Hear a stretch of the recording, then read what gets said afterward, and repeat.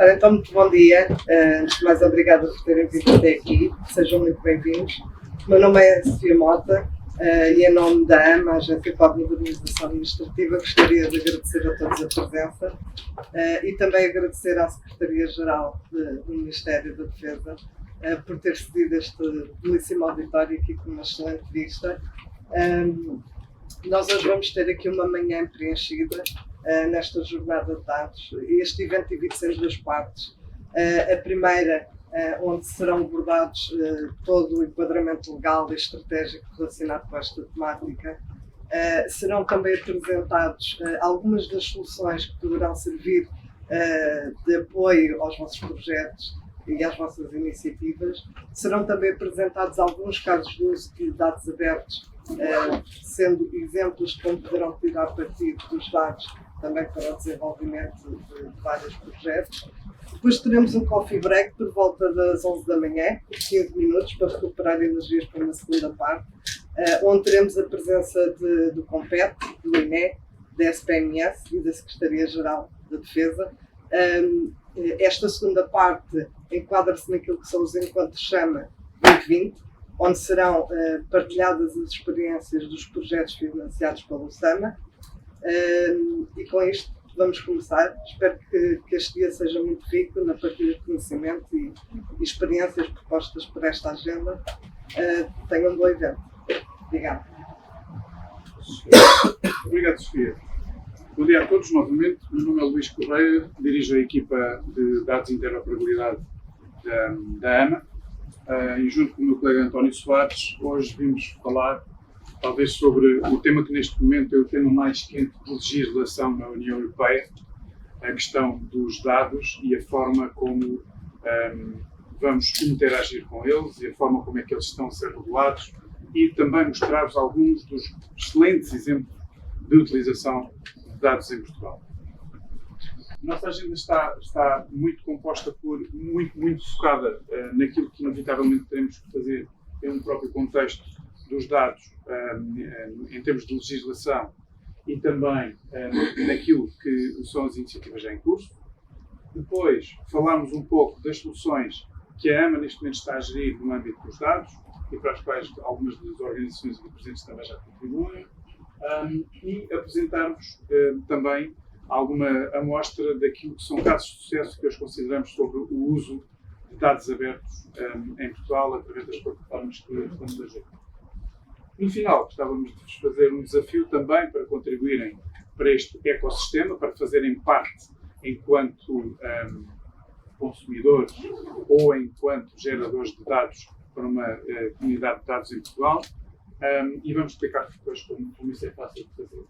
Para já, impõe-se começar efetivamente pelo princípio. O que é isto dos dados? E no contexto de dados, fui buscar a definição que neste momento está na legislação europeia. Os dados neste momento estão muito caracterizados como atos, factos, informações de qualquer tipo, mas também a compilação dos próprios factos. E neste sentido existem dois agentes distintos. Aquele que é o proprietário, o detentor dos dados, e aquele que depois pretende utilizar os dados. De que forma é que pode fazê-lo? Sempre dentro da legislação em vigor. Da mesma forma, quando o detentor dos dados pretende fazer essa partilha, deve fazê-lo também dentro dos trâmites legais. Em particular, aquilo que a União Europeia neste momento está a identificar é um desígnio para chegarmos a uma Europa data-driven.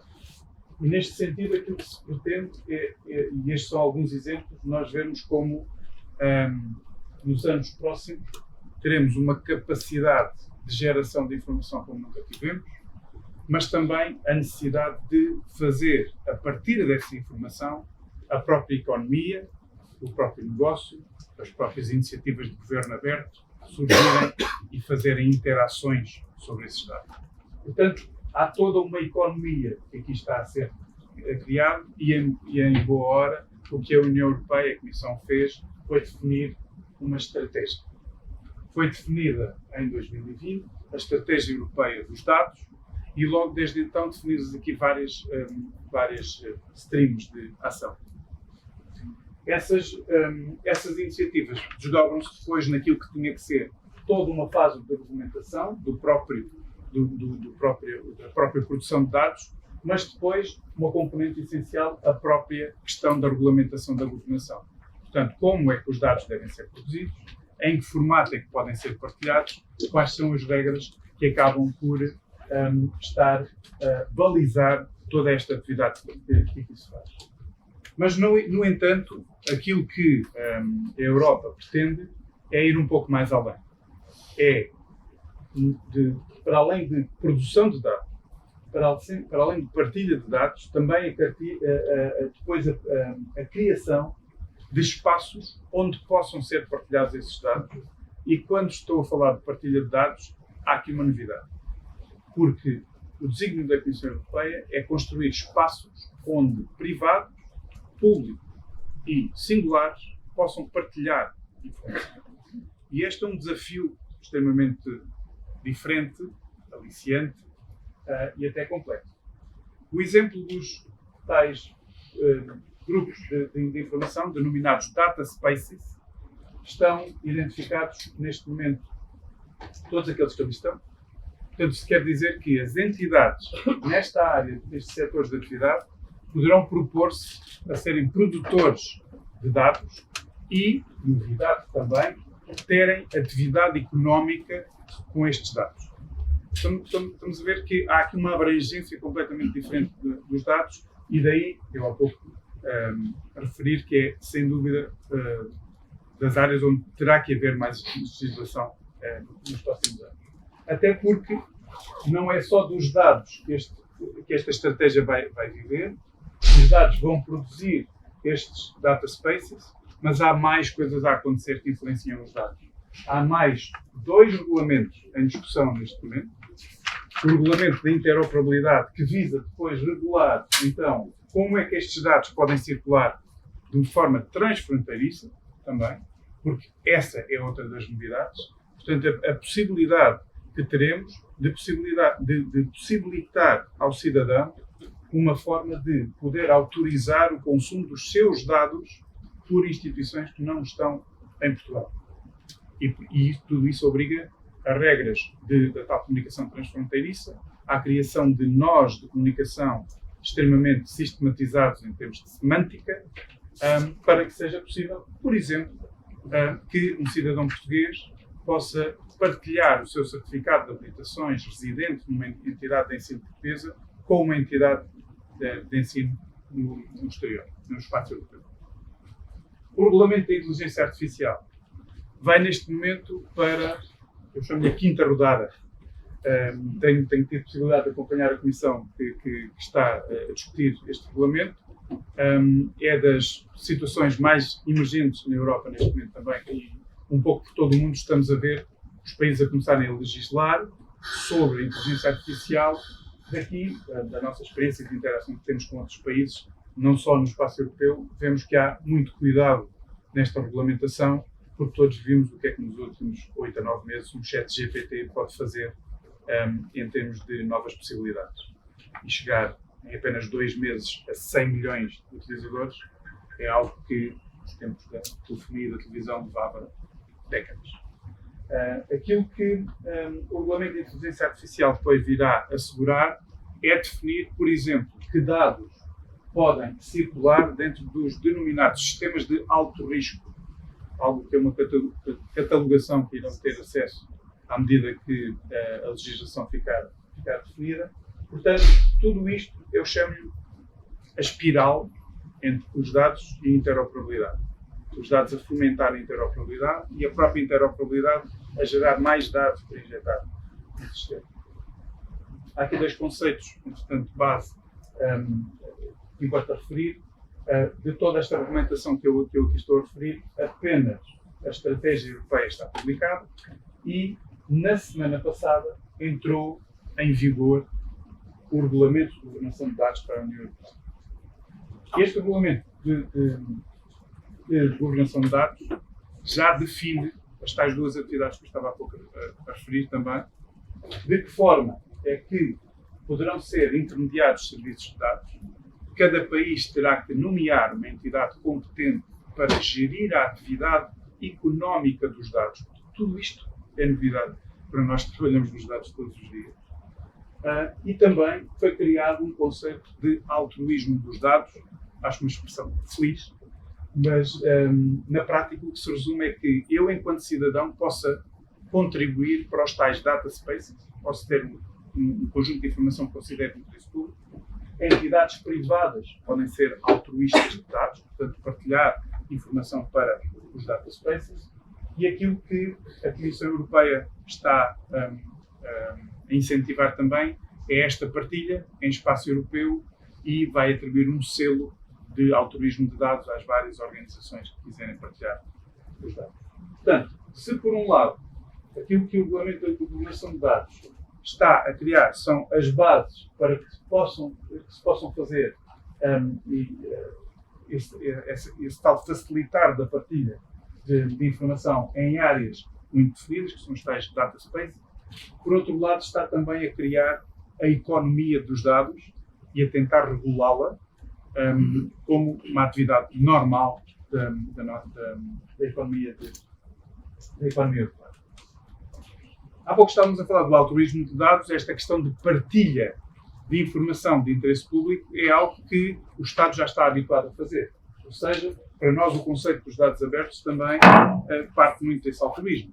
A grande diferença nos dados abertos é que eles estavam designados para serem dados da administração pública, partilhados entre si, no sentido de poder dinamizar atividades e também tudo o que seja fomentar a transparência, a democracia e a própria tal uma governação mais colaborativa. Portanto, a disponibilização da informação para que seja possível essa interação. Em particular, os dados abertos não são novidades já para nós em termos de legislação, eles já vêm de 2019, com a designação da diretiva que depois foi transposta em 2021, onde em 2021 é definido o tal catálogo de dados abertos preferencial da administração pública, o portal dados.gov. Esse portal existe neste momento com grande participação já por parte das entidades e também com um número crescente de utilizadores. Vamos dar alguns números daqui a pouco. Em particular, depois surge uma categorização de dados que estão identificados como tendo prioridade pelo seu valor socioeconómico. Esses conjuntos de dados de elevado valor, HVDs, como normalmente ficaram na gíria internacional, os HVDs foram identificados como dados que os membros da Comissão Europeia, os Estados-membros, terão obrigação de reunir e partilhar. Ou seja, a informação que as entidades públicas detenham sobre determinadas categorias de dados devem ser colocadas disponíveis para o cidadão, na ótica sempre de dados abertos. Portanto, informação que não contém dados sensíveis, informação que ela pode ser disponibilizada em bloco, com alguma agregação, se for mais fácil de interpretar, mas, em particular, estamos aqui a falar de categorias que a Comissão Europeia definiu. O António já vos vai mostrar aqui com o rigor com que estas categorias estão definidas, mas também aquilo que é a métrica de controle dos próprios HVDs. Ou seja, cada país terá de, a cada 2 anos, reportar o estado de partilha dos dados de elevados valores nos seus portais de dados abertos. O primeiro ponto de controle será em fevereiro de 2024, é junho. 2025, 2024, junho, temos os dados de elevado valor divulgados. Certo. Portanto, temos o relatório em 2025. Exato. Portanto, o primeiro relatório em 2025, e isso faz com que, até lá, exista de facto este pressing para que o Estado português também não fique para trás e que continue a ter uma posição de liderança naquilo que é a parte da economia digital. Portanto, estávamos a falar de categorias e os dados de elevado valor, em particular, têm aqui algumas nuances que eu acho que vale a pena analisarem de que forma é que as entidades podem contribuir. O António vai explicar. Sim, está direito? Olá a todos. Vamos falar um bocadinho dos High Value Data Sets, HVDs. Portanto, na Diretiva de 2021, a Diretiva de 2019, perdão, a Diretiva de 2024, já estavam elencadas as categorias a que deveriam pertencer estes dados. Não havia, no entanto, definição acerca deles. Tivemos que esperar pelo regulamento de execução para que houvesse uma definição mais precisa do que é que são estes dados. Eles terão que ser disponibilizados de forma gratuita, abertos, legíveis por máquina e acessíveis via API. Isto para fomentar os princípios de partilha de dados abertos, FAIR Principles, que pretendem facilitar a localização, a acessibilidade, a interoperabilidade e a reutilização destes dados. Eu trago aqui um exemplo, portanto, da categoria de observação da Terra e do Ambiente. Eu vou passar aqui algumas categorias para vos ilustrar como é que isto funciona. E temos aqui do lado direito os vários temas dos datasets para a categoria de observações da Terra e do Ambiente. Portanto, podem já ver que a identificação destes datasets traz alguma complexidade. Eles são muitos temas, são temas muito variados. Cada um destas categorias temáticas, que são agregadores, portanto, dos vários temas, tem este desdobramento. Neste caso, eu vou-vos mostrar aqui, por exemplo, no tema dos dados meteorológicos, a que nível pode chegar a complexidade da definição destes datasets. Portanto, temos aqui verticalmente, nas várias colunas, os datasets, o que é que eles traduzem, qual é o tema. Temos depois um desdobramento na granularidade, as desagregações por todo o tipo de variáveis que são exigidas para cada dataset. Veja-se, por exemplo, os dados de observação medidos por estações meteorológicas, eles devem conter todas as variáveis de observação medidas, portanto são especificações muito exigentes. Por exemplo, os dados de radar diz exatamente quais são as variáveis e características físicas que têm que constar nos datasets e vai ao ponto de definir os vários formatos em que eles têm que ser disponibilizados. Neste caso, alguns deles são usados na investigação científica. É também definida a atualidade e a frequência de atualização que estes datasets têm que ter. Se pode ver ali em baixo. Por exemplo, que se a estação for automatizada, a estação meteorológica, os dados têm que ser em tempo real. Portanto, estão já a ver que isto tem um nível de exigência bastante grande para a disponibilização destes dados. O que é que eu quero transmitir aqui? De facto, quem é que pode identificar estes datasets? São as entidades que trabalham e são fornecedores destes dados. Então tem que haver aqui uma colaboração entre as várias entidades para encontrarmos estes datasets. Eles são de facto muito, por exemplo, o caso dos dados estatísticos. Pode não ter aquela especificidade técnica anterior, que é muito restrita num domínio, mas aqui podemos ver que também temos uma certa complexidade. Temos desagregações que são, por exemplo, os ranges de idades das várias variáveis. Em alguns datasets eles são exigidos, noutros não. A exigência de uso de vocabulário para definir os níveis de escolaridade, de granularidade espacial. Portanto, são as entidades, e assim o regulamento o exige, são as entidades que têm que identificar estes datasets.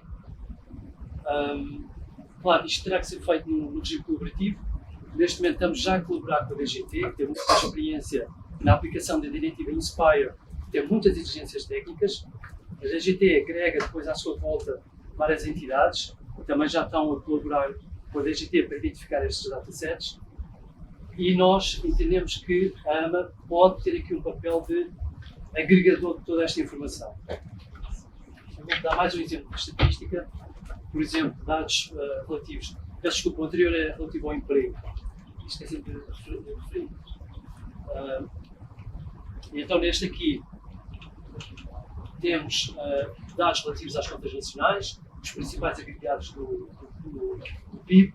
Podemos ver novamente as desagregações exigidas, as várias variáveis. Todas estas variáveis depois são definidas em documentação, nomeadamente regulamentos, que definem exatamente o que é que cada variável quer dizer.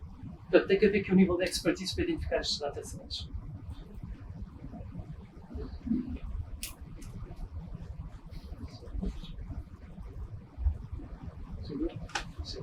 Pronto, eu não vos trouxe mais exemplos para não pesar a apresentação, só reconhecer estas três categorias. Vou passar então para isto. Mas o mais impressionante, penso que já terão visto também, e dará para ver nestes exemplos, é o nível de definição com que a própria Comissão já apresentou como quer os dados disponibilizados. Portanto, todos os países vão respeitar este nível de desagregação de informação, todo este detalhe na informação a ser produzido. E com a própria questão de alguns deles já nos pedirem dados em tempo real. Para tornar isto possível também, a AMA, como o António estava a referir, está em colaboração com as várias entidades e neste momento aquilo que temos, existem alguns sistemas dentro da AMA e geridos pela AMA que eles próprios não fazem sentido existir sem os próprios dados. Eles dependem dos dados para funcionar. Temos aqui alguns exemplos. Neste momento, a AMA agrega informação para informação de atendimento. Essa informação de atendimento é fornecida por várias entidades que constituem o Lab AP, entidades que têm atendimento ao público e que partilham com a AMA para análise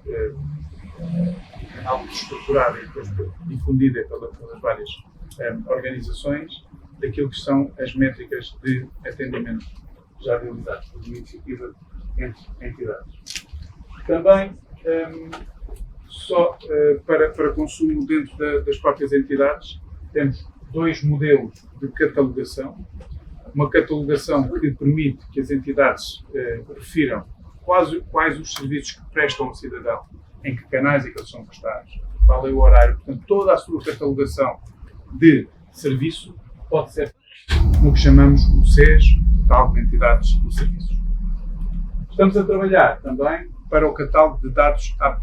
Isto é uma iniciativa que estamos a fazer em conjunto com as várias entidades que constituem o CETIC, para que possam ser facultadas e consolidadas, para depois fazer-se disponibilização entre entidades dos desenhos dos vários registros que existem, que são propriedade de cada uma das entidades. Na prática, estamos a perguntar a cada uma das entidades públicas quais são os dados que são, por lei, retidos dentro dessa entidade. Ou seja, é como se estivéssemos a criar uma base para explicar ao cidadão que quando ele quer tratar de um registro automóvel, onde é que se deve dirigir e qual é a informação que lhe vai ser solicitada. Certo? Esta é uma catalogação das estruturas de dados e não dos dados. É importante referir isso. Mais exemplo. Aqui já na ótica que envolve o próprio cidadão, iniciativas Government to Citizen, nós temos o portal Mais Transparência, ele próprio um exemplo de interação com os dados abertos, até o trouxemos para mostrar mais em detalhe como é que estamos a fazê-lo.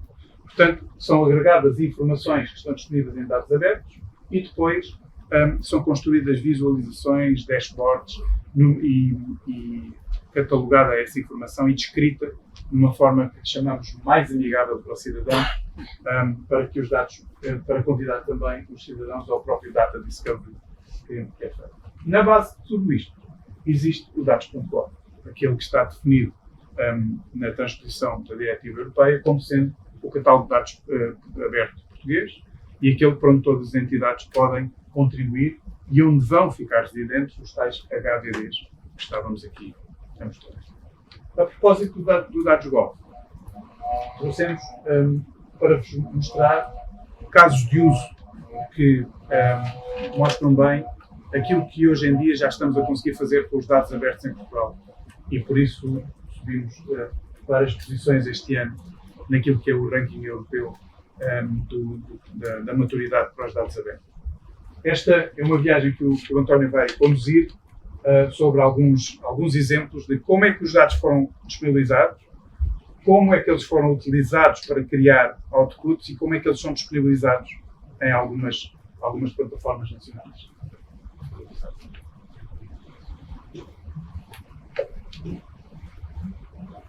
Um dos aspectos que é muito falado na tal diretiva europeia são as reutilizações.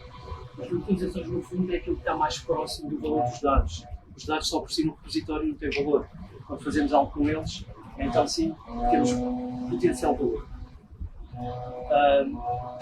Estes dados, desta forma, podem gerar conhecimento e não só para as organizações e sociedade. No nosso portal, as reutilizações têm uma página dedicada, como podem ver aqui. Neste momento temos 67 reutilizações. Estamos na expectativa de aumentar de forma significativa este número nos próximos meses. Já agora adianto outros números aqui do dados.com, cerca de mais de 9 mil datasets, 159 organizações. E relativamente aos casos de uso, ou às reutilizações, se quisermos, eu vou-vos apresentar alguns casos que nós escolhemos para trazer aqui hoje. As reutilizações podem ser visualizações, dashboards, podem ser aplicações, modelos preditivos, portanto, pode ser uma variedade de objetos, digamos. Trago-vos aqui uma reutilização que está divulgada no dados.gov sob esta forma, portanto, temos a reutilização e depois temos associado um conjunto de dados abertos, que pelo menos tem que ser um que esteja divulgado no dados.gov, para termos esta montra de reutilizações.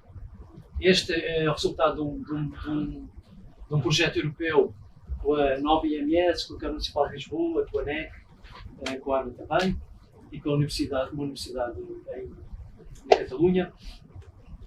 Portanto, este projeto chama-se o CD Lab e tinha em vista criar dashboards, por exemplo, modelos preditivos relativos à mobilidade ou à recolha de resíduos. O portal nisto está, neste momento, alojado em Lisboa Aberta, é um portal de dados abertos, e temos aqui, portanto, do lado esquerdo, este dashboard, que no futuro será alimentado com dados em tempo real, e, portanto, podem descobri-lo aqui no dados.com. Portanto, é um dashboard que nós utilizamos para ir buscar estes dados e ter a ligação ao dashboard. Utilizamos um mecanismo que se chama harvesting, ou seja, nós todos os dias, regularmente, vamos atualizar o nosso catálogo de dados que está no Lisboa Aberta. Portanto, é um mecanismo mais sofisticado que temos para ter os datasets atualizados no nosso portal. É um exemplo de uma reutilização criada pela administração pública local. Aqui temos este exemplo que é um privado, é uma empresa. Portanto, temos aqui uma visualização, um gráfico. Novamente, a mesma estrutura atrás com o conjunto de dados associado. Neste caso, os dados estão no portal via referência do.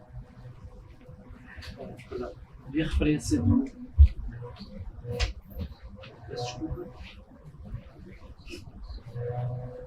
Via referência do URL original dos dados estão.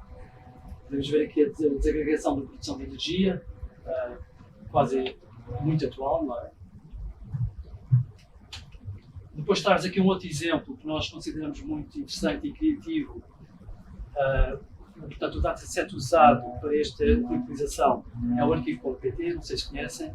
Portanto, o arquivo.pt preserva um histórico das páginas de internet a nível nacional. É um acervo incrível. Portanto, é o nosso acervo digital nacional.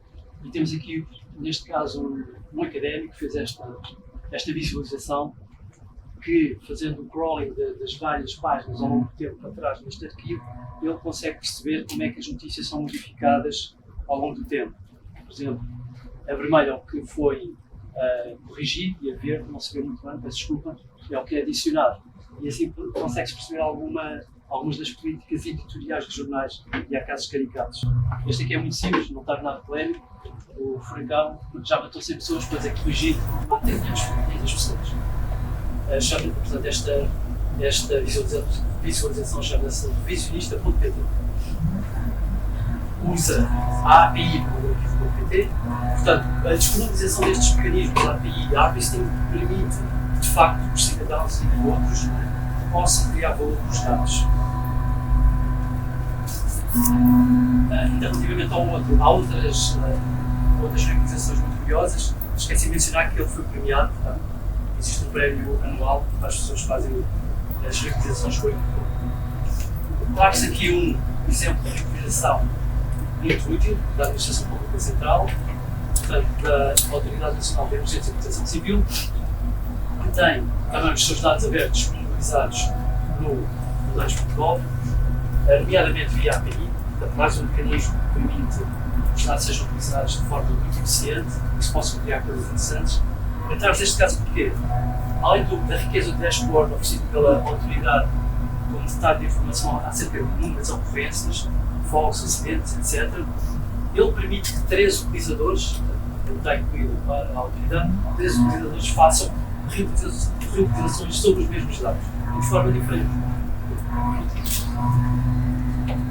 E temos aqui 2 exemplos. Temos ali uma organização da sociedade civil que promove iniciativas de cidadania, que, no fundo, os mesmos dados, ligando-se à API da Autoridade Nacional de Emergência e também ligando-se à API do IPMA, para obter os dados meteorológicos, consegue dar outras camadas de informação, nomeadamente de risco, de temperatura, e tem, portanto, informação geográfica diferente, mais detalhada.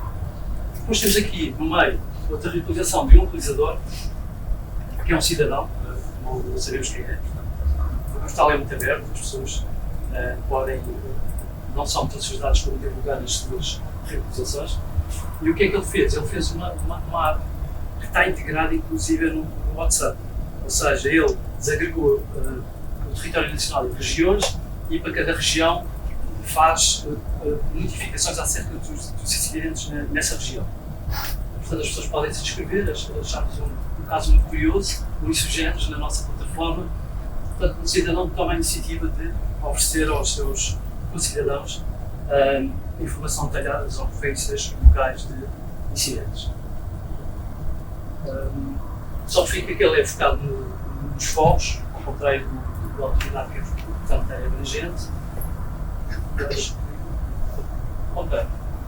E agora temos aqui um caso que muito nos orgulha na casa, o caso é feito na casa, que é o portal Mais Transparência, que vocês já conhecem. Do ponto de vista técnico, portanto, ele usa APIs e também usa referenciação aos ficheiros onde estão os servidores de origem e apresenta um conjunto de dashboards relativos às contas do orçamento do Estado, fundos europeus, indicadores de PNR, e tem a particularidade muito importante de todos os dados usados nesta reutilização passam pelo dados.gov. Ou seja, cerca de 8 entidades fazem um upload ou referenciam para o dados.gov todos os seus datasets que permitem estas reutilizações. E o dados.gov, neste caso, tem um papel absolutamente central na criação desta reutilização de dados abertos. Eu vou passar como o colega Luís. Mais transparência, para além de ter 8 entidades a colaborar com datasets, neste momento agrega diariamente informação de 105 datasets. Alguns deles já estão em tempo real, como por exemplo os dados da execução do PRR, eles são calculados diariamente e disponibilizados de seguida na plataforma, e daí isso é um recurso muito apetecível para o chamado quarto poder. A imprensa gosta muito do portal Mais Transparência, não só a imprensa nacional como a regional também, para identificar fundos que foram atribuídos a determinadas regiões do país e a forma como eles estão a ser adotados e entregues.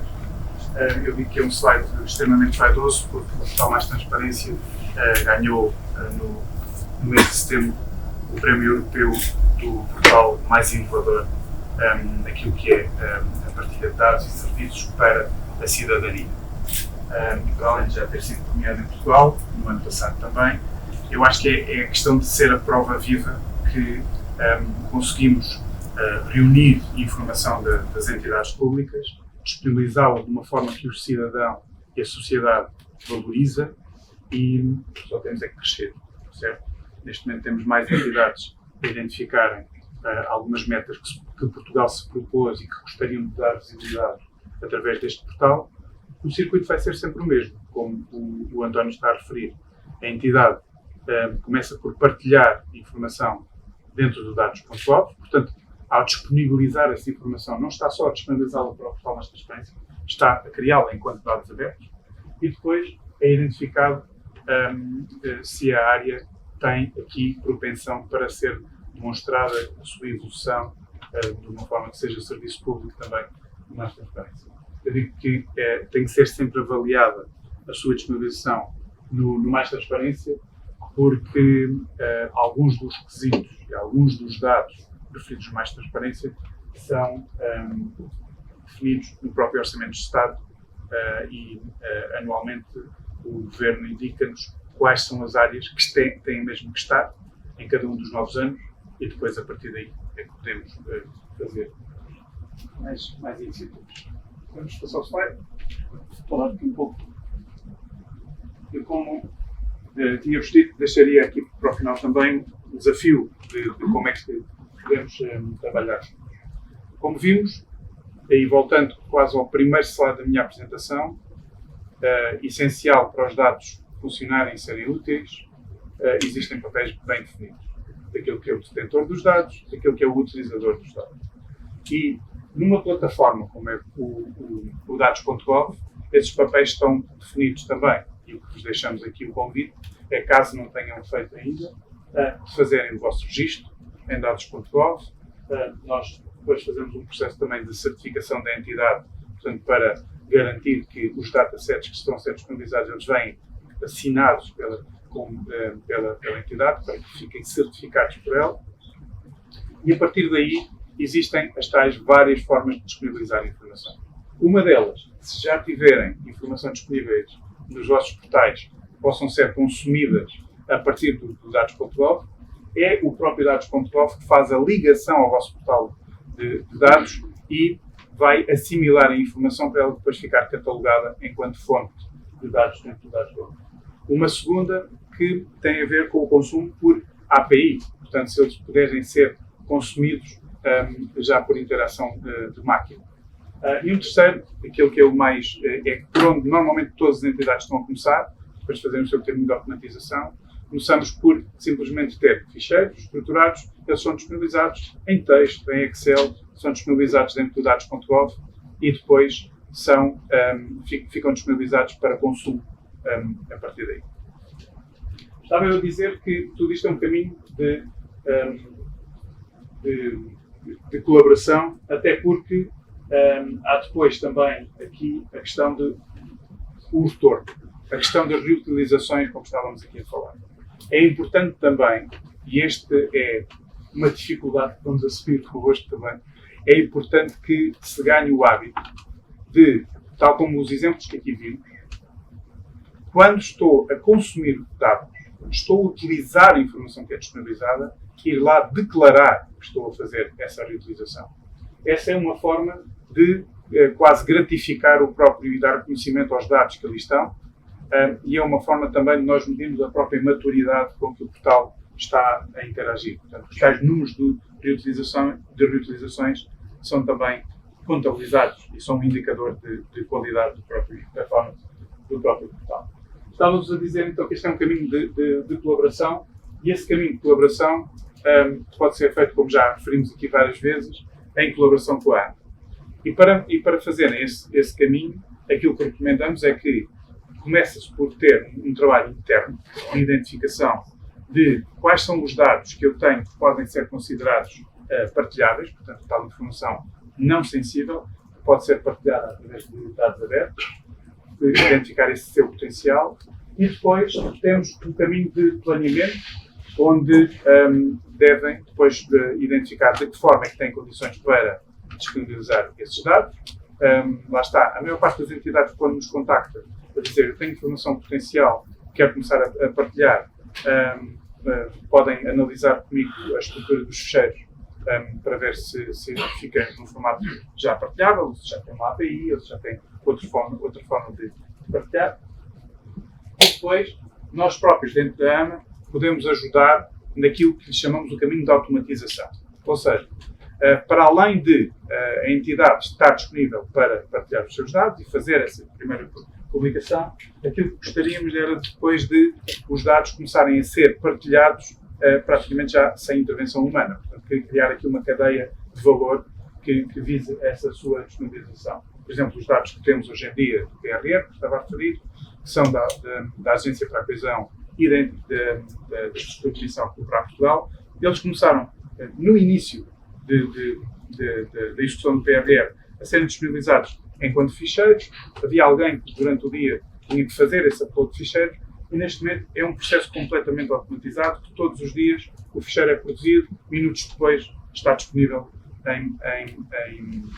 em dados.gov e a partir daí o portal Mais Transparência consegue fazer a sua atualização também e ter informação atualizada sempre ao dia anterior. Portanto, os dados são processados relativamente ao dia anterior. Mas neste momento, aqui, o que estava a propor-vos era, existe um momento em que, ok, eu tenho os dados prontos, tenho forma de os disponibilizar em dados.gov e vamos fazer esse caminho para conseguir automatizá-los. E é neste momento também que vamos identificar se temos aqui os tais High Value Datasets em potencial. Recordamos que os tais dados de elevado valor têm que ser disponibilizados com aquela estrutura tal e qual como está definida na lei e no formato que está definido na lei, no formato tecnológico que está definido na lei, porque uma dos requisitos que eles têm é que têm que ser obrigatoriamente consumíveis por máquina, certo? Portanto, eles têm que ficar facilmente integráveis em algum outro sistema. Finalmente, acho que é também um orgulho sempre que cada vez temos uma nova entidade a disponibilizar dados, publicitar isso no próprio portal e aquilo que gostaríamos de fazer também é ter forma, que, com a vossa autorização, de, uma vez disponibilizados os datasets, fazermos essa publicidade que às vezes pode ser uma comunicação parte a parte entre as duas entidades, divulgando que a partir de determinada data esses dados ficaram abertos em dados.gov. Este é um caminho então de colaboração. A AMA está também, e essa é uma novidade que temos hoje aqui para divulgar, a AMA está também a analisar a possibilidade de aplicar parte do fundo disponível que tem para a gestão das plataformas de dados, utilizá-la com as próprias entidades. Portanto, convidando as próprias entidades a fazerem projetos de disponibilização de informação em dados.gov e financiando esses projetos. É algo que deve aguardar novidades até ao fim do ano. Estamos, mais documentação que temos que tratar, mas de uma forma geral estamos a estimar conseguir dar apoio nos próximos tempos de 15 a 20 projetos de dinamização de informação para dados abertos e é isso que estamos a trabalhar neste momento. Deixava também agora, se quiserem colocar-nos alguma questão, estamos disponíveis ou então falamos no coffee break. Alguma questão já de imediato? Eu tinha uma questão. Sim. Relativamente aos dados em tempo real e relativamente à frequência da criação dos dados, das várias frequências que existem, não? Como é que isto se processa? Portanto, nós o que estamos a utilizar, até porque temos métricas que estão a contar quantos datasets nós temos em tempo real, aquilo que nós estamos a utilizar como critério é a definição de o dado é em tempo real, desde que seja disponibilizado logo após o momento da sua recolha. Portanto, no caso do PRR, eles fazem a recolha, processam um ficheiro diário com informação agregada ao dia anterior, ele é processado dentro da fonte de dados e imediatamente fica disponível para consumo em dados web. Portanto, é só o momento do upload. Portanto, na prática, acaba de ser mais um próprio compromisso com a entidade que está a produzir os dados de nos disponibilizar o mais depressa possível. Portanto, é daí às vezes falar quase o near real time, ou próximo do tempo real. Ou o tempo real em si. desde que seja Ok, logo a mas eu seguir. estava a pensar mais na frequência de atualização. Ok? Sim, Também portanto, não é uma string que está aberta e que vai ali fazendo refresh. Ok. Não, é garantido que eles estão disponíveis dessa maneira. De qualquer forma, em harvesting, às vezes conseguimos fazer algo desse tipo também. Não é? Ou, No caso de termos APIs divulgadas, Uhum. divulgadas nos datasets, ele dá tão real, tão tempo real quanto o fornecedor disponibiliza a sua API. por causa de alguns dados biológicos, por exemplo, pode ser Nesse caso, será via API. dessa forma. Yeah. Sim, No caso dos high level datasets, portanto, havendo grande exigência para a disponibilização dos dados, que tipo de procedimentos é que depois vão ser estipulados para ver esse acompanhamento das instituições que recolhem essa informação e depois ser divulgado? certo. Portanto, nesse caso, o que deverão fazer é, de alguma forma, fazer um pouco deste caminho que aqui está. Nós chamamos de plano de ação para os dados abertos, que definimos em conjunto com as organizações de TTI. Aquilo que fazemos há um trabalho interno de identificação dos dados e da sua capacidade de estruturação. Se, para o caso de considerarem que poderão ter high value datasets potenciais, devem identificar dentro da legislação disponível se conseguem fornecer os dados com toda a estrutura que ali está. E depois, a partir daí, podem fazer um contacto com a AMA e nós podemos acompanhar o processo na questão da disponibilização dos dados dentro dos dados. Sim. Bom dia. O financiamento que estava a referir para promover os dados abertos inclui, por exemplo, novas ferramentas na área da reutilização destes dados? Ou é só todo o mecanismo de vos entregar os dados e automatizar? O foco do financiamento ficará muito centrado naquilo que é a disponibilização de informação para dados abertos. Okay. Ou seja, na capacidade de nos imaginar naquilo que será parte da candidatura também é a própria entidade identificar que considera que tem potencial para disponibilizar X conjuntos de dados. Certo? Não está tanto focado nas ferramentas, mas sim nos dados em si. Okay. Eu agradeço a todos. Obrigado também pela vossa colaboração. Também seguimos por aí. Qualquer coisa. E regressem a seguir ao feedback. Muito obrigado.